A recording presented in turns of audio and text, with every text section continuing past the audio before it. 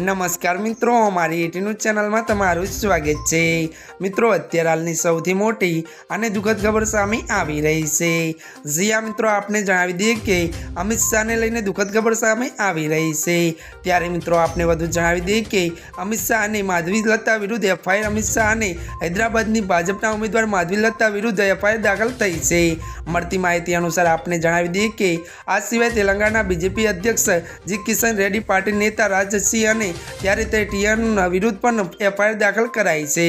मळती माहिती अनुसार આપણે એ પણ જણાવી દઈએ કે ત્યારે મિત્રો ચૂંટણી પ્રચાર દરમિયાન આ નેતાઓ કેટલાક બાળકો સાથે સ્ટેજ પર જોવા મળ્યા હતા। આ બાળકોએ હાથમાં અબકી બાર 400 કે પારના નારા લખેલા પોસ્ટર પકડ્યા હતા।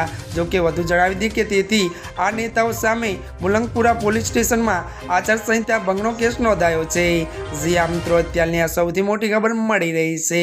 ત્યારે મિત્રો, આજના માટે આટલું જ। અમારી ચેનલમાં નવા હોય તો અમારી ચેનલને મિત્રો લાઈક, શેર અને સબસ્ક્રાઇબ કરી દેજો। ધન્યવાદ।